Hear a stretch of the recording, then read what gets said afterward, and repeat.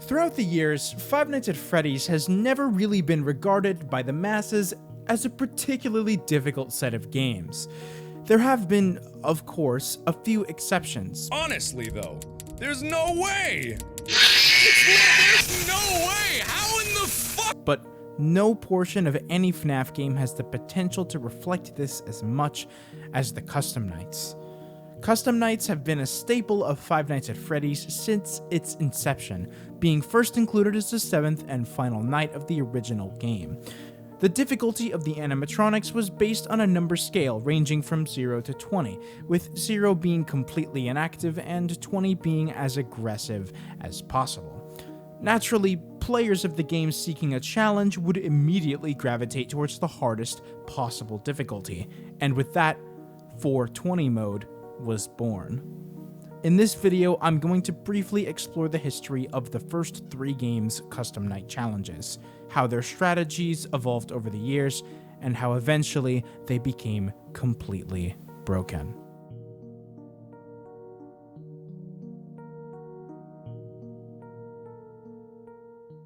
Before we get to the video, I'm excited to announce today's sponsor, Raid Shadow Legends. Raid has something for everyone. Collect over 700 unique champions, join one of 15 unique factions, test your skills, and take on 12 dungeons, or, if PvP is more your style, take on the over 400 million players in over 190 countries. With regular content updates and endless customization options, every player has a unique experience and you'll never get bored. You can even play on your desktop if mobile games aren't really your thing. There's seriously no excuse. When I played the game for the first time, I found that the graphics were really pretty, and the tutorial did a really good job of establishing what the game was going to be like. And the gameplay is honestly super fun, and it has an amazing soundtrack. As if all of that wasn't enough, Raid has an ongoing limited series on their YouTube channel called Raid Call of the Arbiter, and there's a load of content in-game related to it, including a free legendary champion.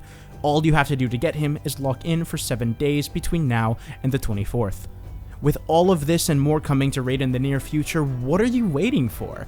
If you use my link in the description or scan the QR code, you can get some insane bonuses, like the Epic Champion Drake of the Lizardmen, or energy refills, skill tomes, or XP boosts. Once you're in, come find me under the name minaxa YT. If you're fast enough, you can join my clan. Just hit my link in the description, and I'll see you on the battlefield. In retrospective discussion, the original 420 mode from FNAF 1 is often regarded as one of the easiest of the series' challenges. However, back in 2014, this challenge was seen as near impossible, and actually impossible by the game's own developer. However, a strategy was quickly formed that streamlined the gameplay to make its completion a possibility. Check the left and right doors for Bonnie and Chica, check Pirate's Cove for Foxy, close the right door between camera checks to avoid Freddy, rinse, and repeat. It sounds easy on paper, but in execution, the required precision was brutal. After the strategy was developed, it was only a matter of time before someone would have the first successful run. But how long would that take? A few weeks? A month? More?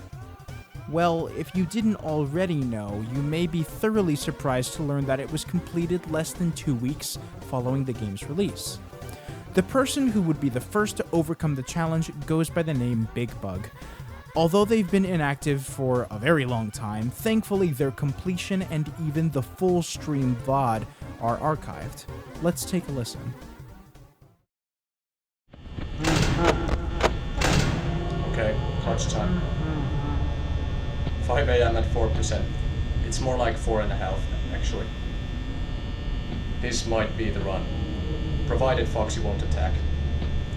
Man, I don't have an idea. 1%. Foxy, please. Yes!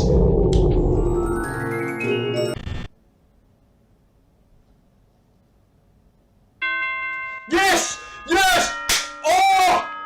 Sorry guys, we did it! Oh my god! Oh, I can't believe it! It's done!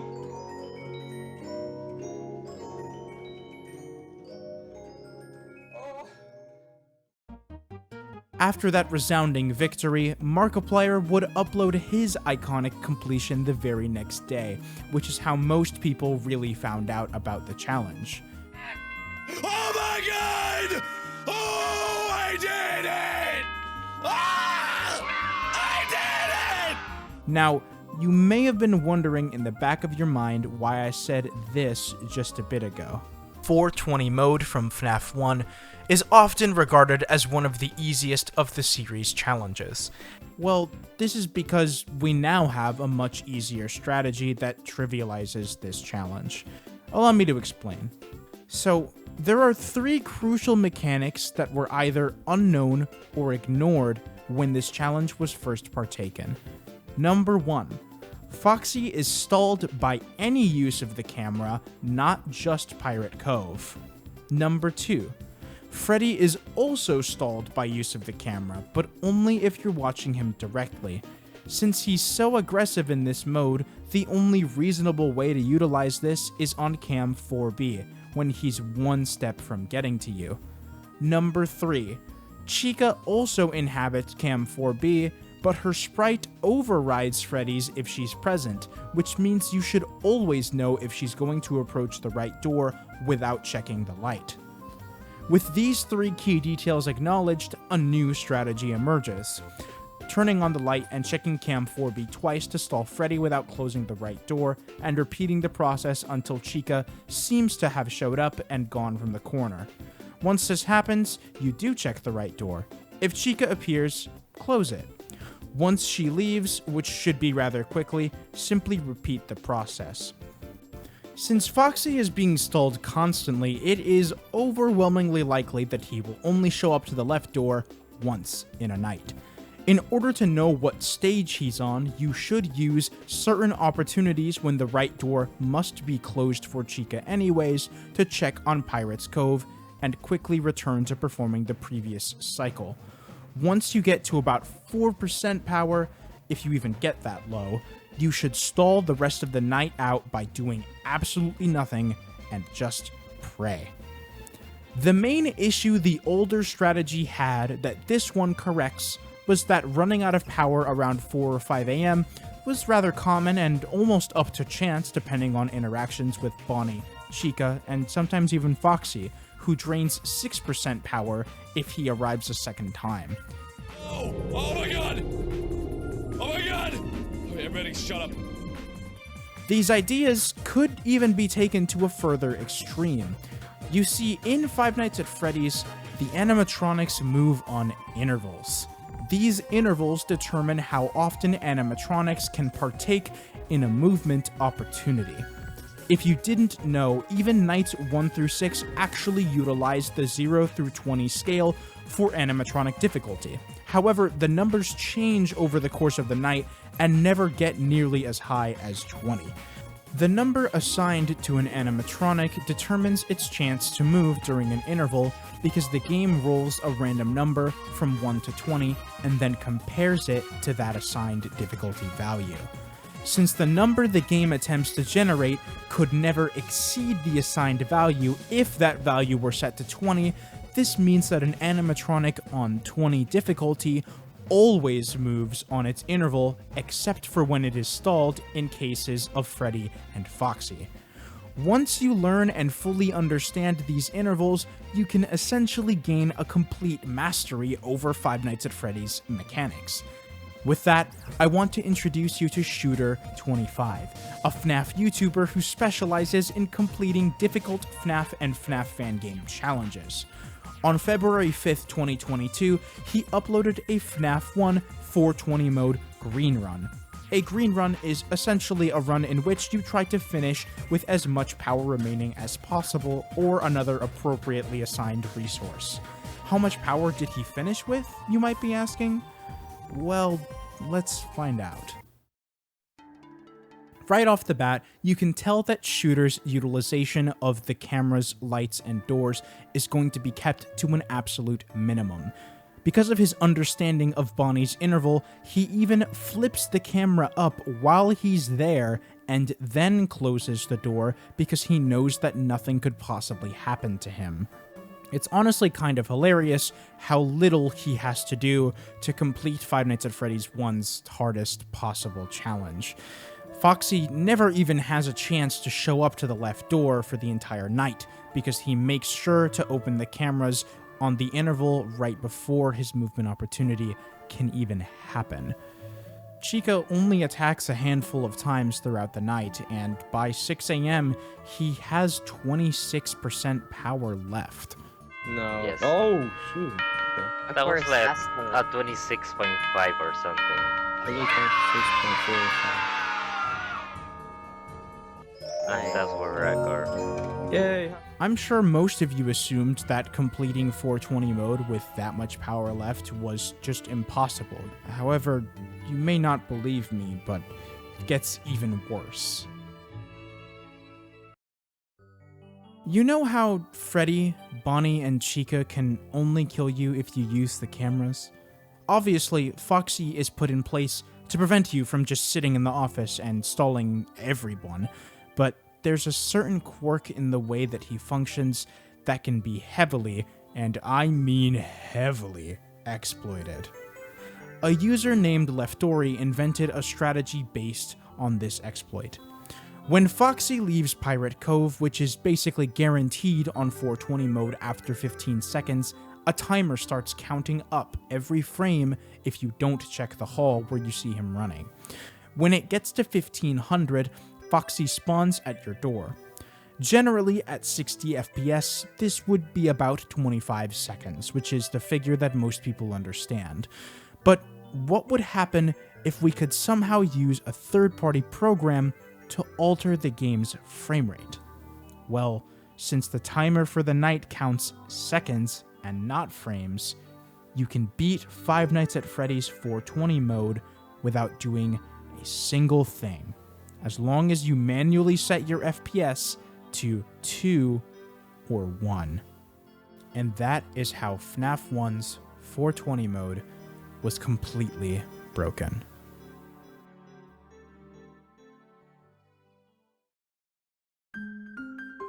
We know now that FNAF 1's challenge was only the first of many, and the trend would continue with the release of Five Nights at Freddy's 2 just a few months later. Compared to the previous game, this game had almost 3 times as many animatronics to deal with.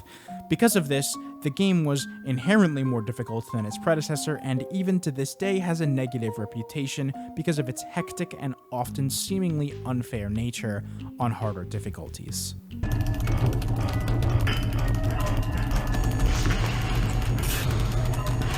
Before we dive into this game's 1020 mode, I do want to clarify a few things about the mechanics.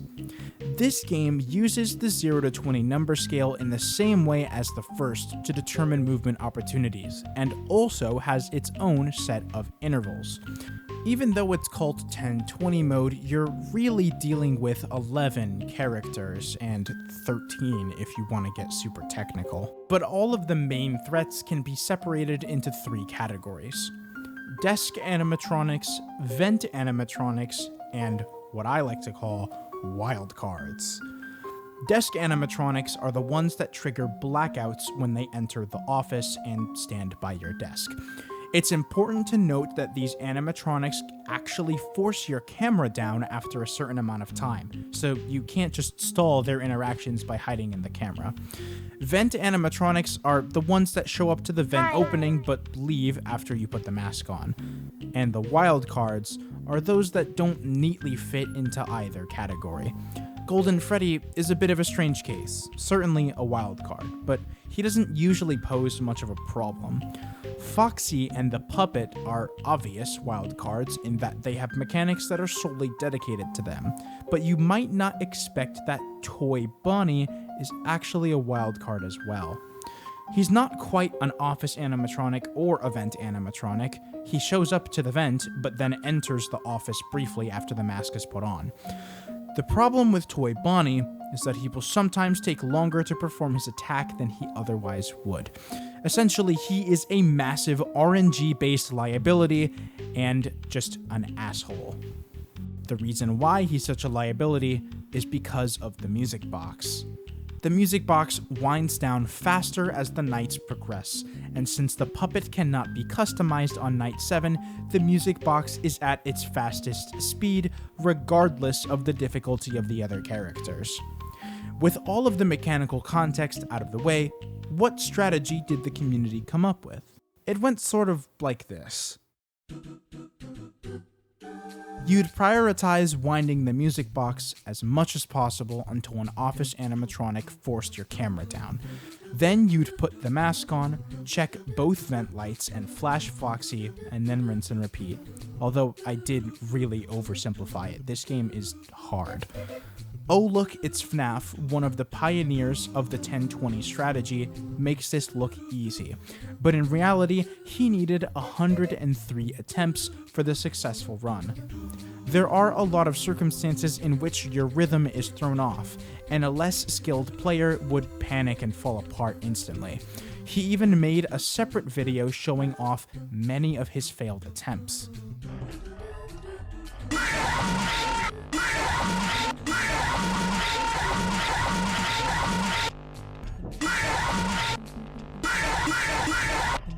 While he was attempting 1020 mode, he made a Reddit post that he would frequently edit with his discoveries. And I'd like to add a quote from this post that really shows how much of an issue Toy Bonnie is in this challenge. Toy Bonnie is the biggest bitch in the game. He sits in the right vent for a couple seconds. If you look at the cameras, he'll probably jump out at you. If you put the mask on and watch him crawl by, your music box will be unwound the hell up. Flash your lights a bit before trying to rewind, or Foxy will probably get you. And despite all of this, on November 13th, 2014, just 2 days after the release of the game, Oh Look, It's FNAF would upload his completion of 1020 mode. He even received a personal congratulations from Scott Cawthon, and the community praised them as a legend.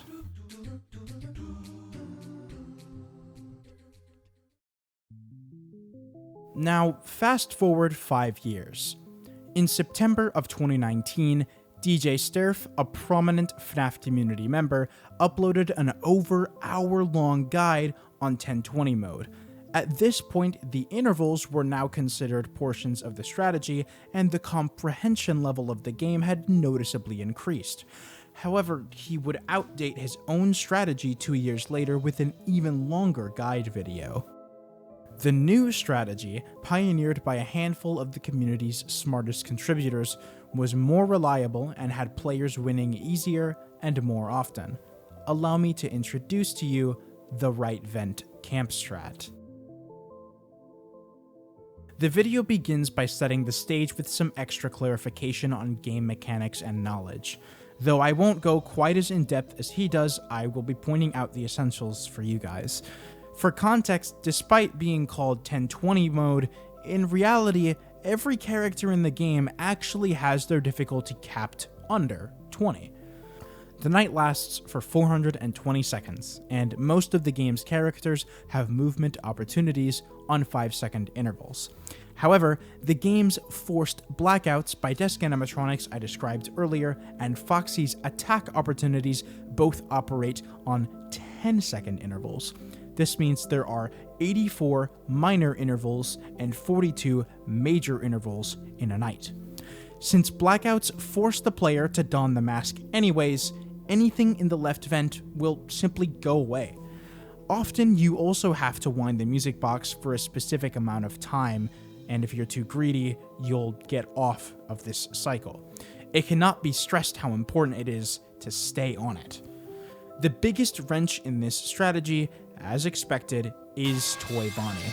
When Toy Bonnie arrives at the right vent, after the mask is put on, he has a 50% chance every 0.5 seconds to begin his blackout phase, if there's no other animatronic waiting to attack after him.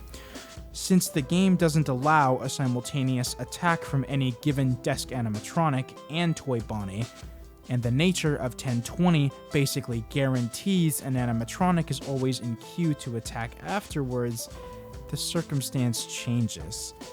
Rather than 50% every half a second, it's 33.3% every whole second. This means that instead of having to wait 1 second on average, it's 3, including the 5 seconds of the attack itself. Although the chance is remarkably low, it is possible that Toy Bonnie could stall for the entire length of a fully wound music box, which is 16.67 seconds. Of course, this is assuming that you'd have a full music box at any given time, and assuming Foxy wouldn't have killed you already. There is an entire other set of hypothetical strategies that are used when you are slightly out of phase relative to the interval that you want to be on, but it basically all boils down to trying to get back in phase as soon as possible, as it is significantly less comfortable to be out of that cycle.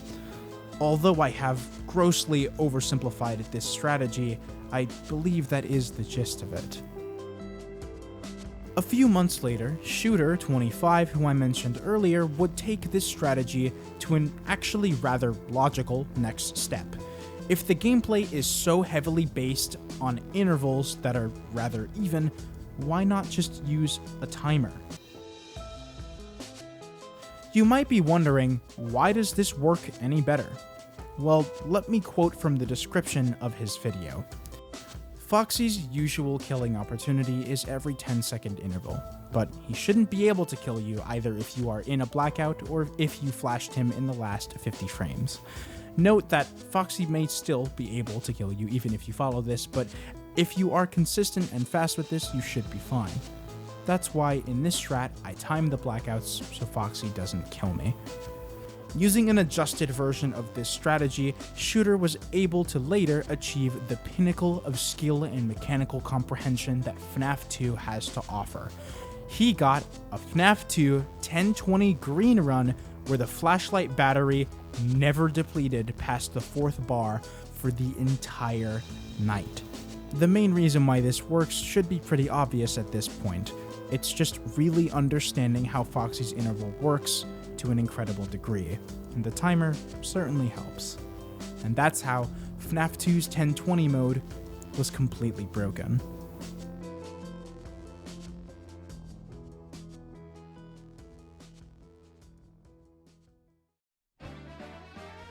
Five Nights at Freddy's 3 was a little bit of a game changer.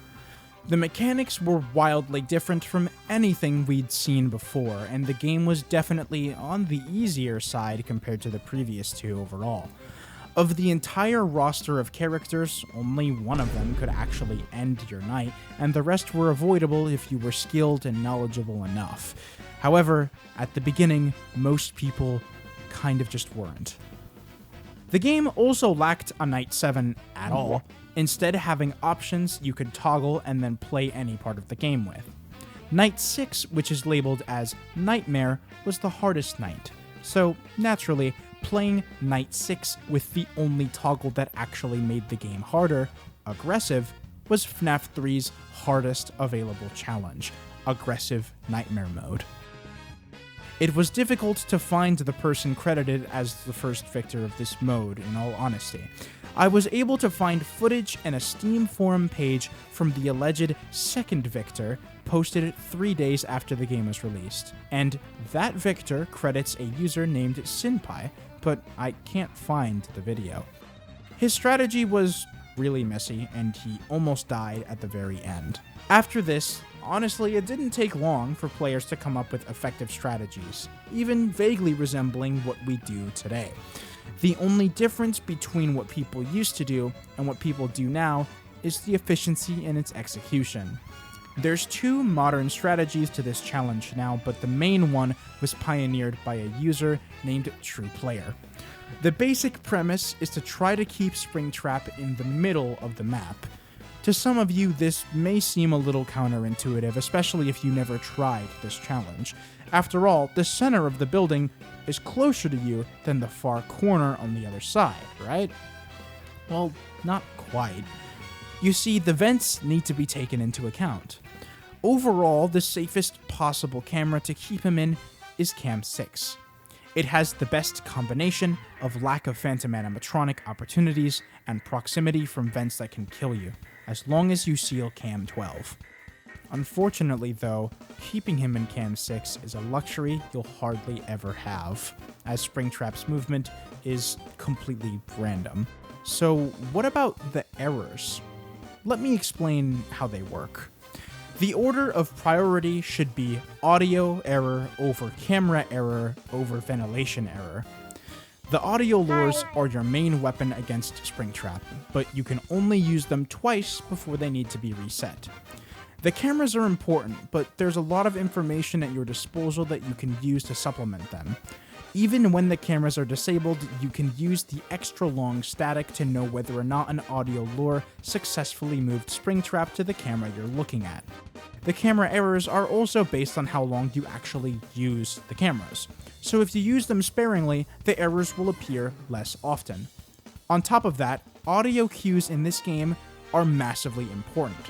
Springtrap has audible footsteps, both in and out of the vents.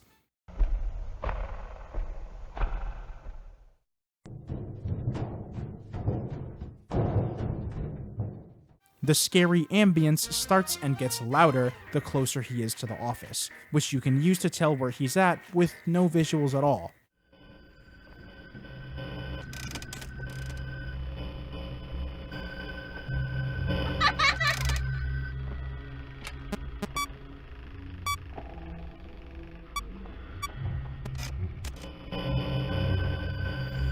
Hello?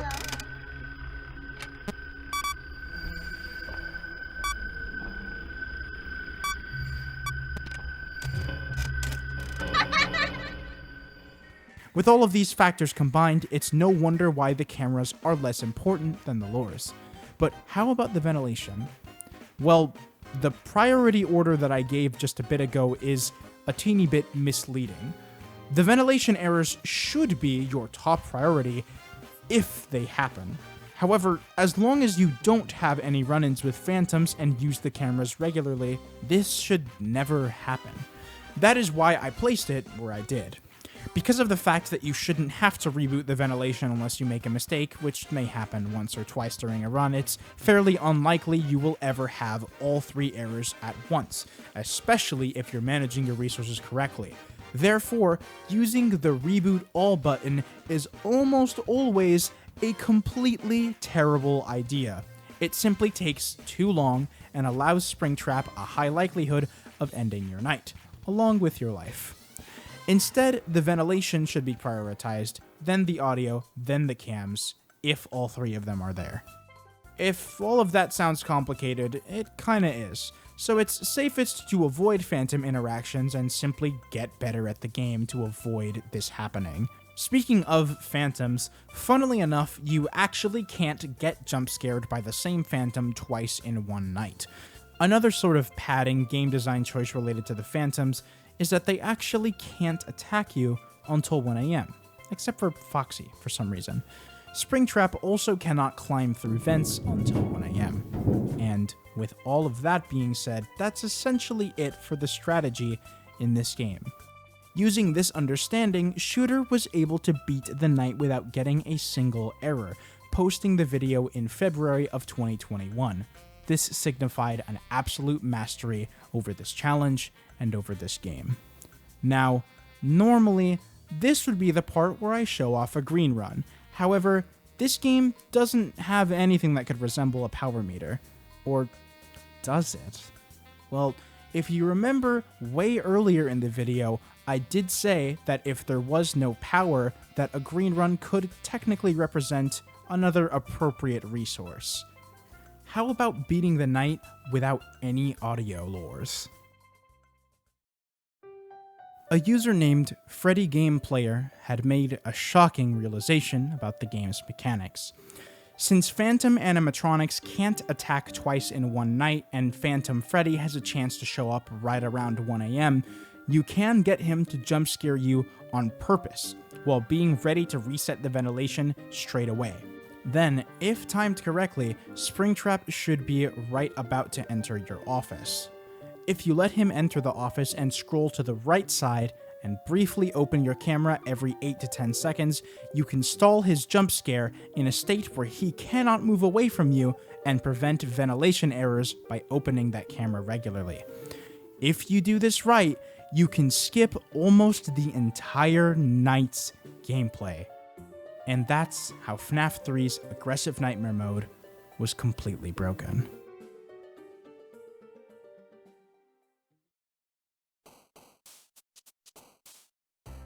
Five Nights at Freddy's 4, like its predecessor, was a complete game changer in terms of gameplay. Although FNAF 3 at least had the camera system to tie it together to the previous two, FNAF 4 lacked almost anything that was emblematic of the series up until that point. Due to the nature of the game, FNAF 4 kind of just doesn't have any hilariously broken strategies that are worth talking about here. The same thing can be said about Sister Location, and Pizzeria Simulator doesn't really have a custom night or challenges. With that being said, I am gonna skip these games in the discussion if you were wondering, since they don't really fit the criteria for the essay. However, if you'd like to see a more dedicated video covering Ultimate Custom Night, or maybe even the other ones I didn't talk about, let me know in the comments below. Hopefully, this video was able to entertain and educate you about some crazy strategies you never knew about Five Nights at Freddy's. This video did take many hours of research, writing, and editing, so if you had a good time, it would mean the world if you subscribed for more content like this and turned on post notifications so you never miss a video. If you want to support me even further, you can donate $5 a month to my Ko-fi to get access to videos in advance. And you can also follow my socials and join my community Discord server.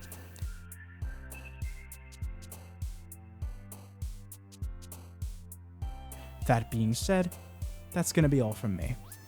I hope you enjoyed the video. Until next time. And don't forget to check out Raid Shadow Legends through my link or the QR code on screen.